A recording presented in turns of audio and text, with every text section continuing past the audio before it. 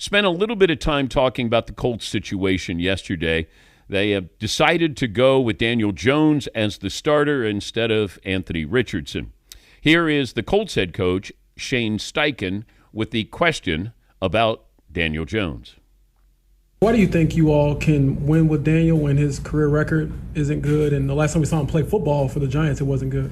Well, I think that he's proven that he's played good football in that 2022 season. He had a hell of a year that year. I think that was the highest completion rate in Giants franchise history that season. So he's proven to do it. I know he's had his ups and downs, but everyone's journey is different and feel confident in his abilities.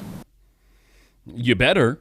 Your job's probably, hanging in the balance there. But this is what we do.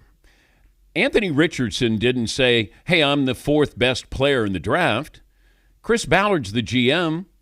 Why is it the player is always the bust, not the GM or the coach? Anthony Richardson came in as a raw talent, and he was a project. But I think every quarterback who comes into the NFL is a project of sorts. It's just varying degrees. Anthony Richardson was 20 years of age. He's younger than quite a few quarterbacks. He's younger than Shedeur Sanders is. He's younger than, all these other rookies. Jackson Dart of the Giants. It's going to take time. I just don't think organizations, coaching staffs have that ability they don't have time on their side. Because everybody seems to look and go, why can't we find our Jaden Daniels? Why can't we find our Bo Nix? Why can't we find our Drake May? Therefore, we're not very patient. In the Colts, you got a coaching staff that their jobs probably hang in the balance, and they're probably going to be taking the safe way with Daniel Jones. Is Daniel Jones a better quarterback than Anthony Richardson? The answer is yes. Does Anthony Richardson have a higher ceiling? Yes, I believe he does.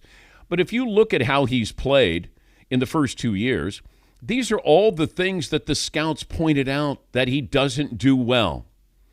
Footwork is terrible, very, very inconsistent with his throws. He has one speed. He throws it really hard. He's going to take chances. He gets injured, and he took himself out of a game. So those are the negatives there. Now, the positives, you run a 4.4 or 4.3 at the combine, and you can throw it probably 80 yards. I mean, these are all great attributes. You still have to understand how to play the game. When you go to the line of scrimmage, how quickly do you get out of the huddle? Now, this is, from my source, because I said, will you go back and look at your notes on Anthony Richardson? And that's what he talked about. He thought that it was a high-risk draft pick, not a first-round or second-round grade.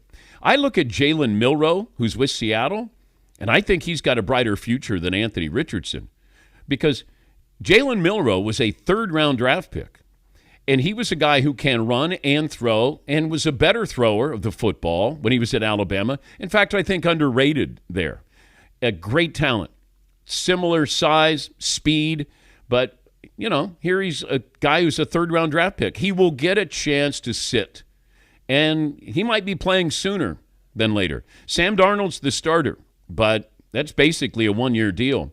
They think highly of Jalen Milroe, and he might get that opportunity, but he wasn't the fourth pick overall. Anthony Richardson and his agent probably are going, do we try to get out of this situation? But then what is the trade value? Who wants Anthony Richardson with what you've seen? You're gonna take him on potential. But the problem I still have is, Trey Lance is not the guy who drafted Trey Lance. Zach Wilson didn't draft Zach Wilson. It's the people in the front office. Zach Wilson played one really good season. Trey Lance, one really good season. It's not enough. We've talked about this. You've got to have at least 30 starts. Then you're ready, or you're more ready. But, the bottom line is they're all projects. Jackson Dart, I think, is going to be the starter this year with the Giants at some point. He's really good. And during the season, I said he had a first-round grade. And he goes late first round to the Giants. But we've seen quarterbacks taken high. We've seen them taken low. We've seen them with the last pick in the draft. You must be able to play the position and understand the position. It is not talent. There's certain sports where talent can take over. You can go out there and be a basketball player and not really know how to play basketball, but you can still play. You can be in the game. You can actually be really good because you have talent. And Anthony Richardson has talent, but that will only get you so far. I mean, if you look at the list of great quarterbacks, it's not necessarily athleticism. It is, how do I lead? How do I get out of the huddle? Change the play at the line of scrimmage? How do I process what's going on? Hey, I'm going to check down. Do I protect the football? Do I go, down for a sack instead of trying to make something? I mean, these are all the things that you just check. You got to do all these things if you have any chance of being successful. But I feel bad for Anthony Richardson because he didn't draft him, and he's a project. He's still raw. He's going to be one of those guys, and we're seeing this now more and more, and Daniel Jones is one of those guys, that you get that second chance. Geno Smith, you get that second chance. Sam Darnold, you get a second chance. That's what happens now, that all of a sudden it's 2 years and we move on. And then you'll bring in somebody else because this is what you ultimately hear. Boy, that quarterback class for next year is great. So you're already thinking, all right, what are we going to do next year? Who are we going to draft next year? I mean, the Browns are going to go through this situation. Joe Flacco's not the starter next year. Are they going to give Shedeur Sanders and Dylan Gabriel an opportunity to prove if they can be a starter? Will they get this year and then maybe next year? But the Browns have 2 first-round draft picks. The Rams will probably move on from Matthew Stafford after this year. Is Stetson Bennett going to be the heir apparent there? They have 2 first-round draft picks. It's so enticing to go, that guy. I see what we have here, but that guy, he's got potential. Man, look at him. He's carving up SEC defenses. We see this every single year. But Anthony Richardson, we can label him a bust, or at least potentially a bust, but the pick is the bust. Mitchell Trubisky, the pick is the bust. Trey Lance, maybe they weren't ready to play. And we've seen that. I keep thinking Trey Lance, maybe he can still play. But what's he on, his 3rd team now? He might not be able to be a starter in the league. But then there are other guys that you go, Jacoby Brissett knows how to play the game. He might not be high end, but why is it Jacoby Brissett or Teddy Bridgewater can play better than somebody who is as talented as Anthony Richardson? Or Joe Flacco. I can outrun him. We're about the same age. But he's just out there playing. Here's Joe talking about being a 40-year-old quarterback. It's always one of those things that, I think as a football player, you just want to play. But I think you got to give a lot of credit to, obviously, Tom for anybody even thinking about doing it. Obviously, there was guys before. You have, Warren Moon, and I talked about it a couple weeks ago, Vinny Testaverde, and other guys that have done it. But, I mean, he pushed the boundaries like he did in absolutely everything. No surprise that he did it in that way as well. But, I don't think it's necessarily something that I actively think about until people kind of remind me with texts and things like that, and you guys ask me about it. I don't think it's a huge deal right now, but I'm sure when I look back on it, it'll be pretty cool. Yeah, it doesn't make sense, right? Because the position has evolved. Now you don't have to be 6'5" stationary with a rocket for an arm. Now it's open to interpretation. But it still comes back to, can you play the position? And I like in Anthony Richardson, too, it's a piece of property, and it overlooks the water. And, man, that looks gorgeous. I wonder what we could build on that piece of property. Meanwhile, Joe Flacco, he's just maybe a condominium and moves as fast as a condominium. 2-bedroom condo, there's our guy. I mean, you can have Brady who has a mansion or John Elway or those guys. Anthony Richardson and some of these younger quarterbacks, it's just a piece of property that has a great view or the potential for something really nice. But can you play the position? And when I talked to my source last night, he went over his notes, and I just kept going, check, check, check. And he said, sometimes we'll fall in love with one or two plays, and we go, oh, my goodness, did you see that? And there is a play that Anthony Richardson has. I think it's a 60-yard pass. It's gorgeous. It's unbelievable.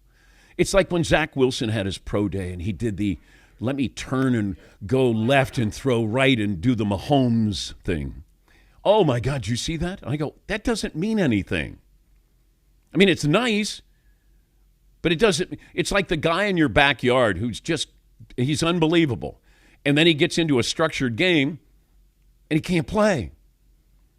And that's what happens. We fall in love with a highlight or two. We're so highlight driven. And it comes down to every single day, every single game, all of those moments. Yeah, Paulie. And the Colts, going back to when Anthony Richardson was a rookie, ignored everything you would do with a rookie who's a project. They announced him as the starter for week 1 halfway through training camp on August 15th. They had Gardner Minshew. They could have let Minshew handle the first half of the season and handed it off to Richardson, literally, and they didn't. And he got hurt in games 2 and 3, and that curtailed him. And the other thing is, Patrick Mahomes sat his rookie year. Mahomes, because they thought of him as a project. And that guy had like 70 touchdowns in college passing. Yeah, he came in as a gunslinger. They weren't quite sure. You're going to kind of have to reel him in a little bit there. He wants to be like Favre. Well, he understands how to play the game. He can throw for 50 touchdowns, or he can throw for 25. But the bottom line is he's going to win games. His stats last year weren't great. Would they lose one game? One game in the regular season? When he threw for 50 touchdowns, they lost 4 games. It's understanding how to win a game. What do I need to do today? What do I need to do this quarter? What do I need to do in the final 2 minutes? How many of those quarterbacks, how many times do we say this with Tom Brady? 3 minutes to go, 2 minutes to go, he's got the ball. Oh, boy, you're going to lose. It just happened. Why? He just knew how to win a game. John Elway, 2 minutes to go, damn, he's got the ball. We're going to lose. The question is, how are we? Hey, let's guess how we're going to lose. You can have great athleticism, great talent, but you have to have a mind for the game. But you also have to have a coaching staff that doesn't have turnover, that you have the same offensive coordinator, the same coach.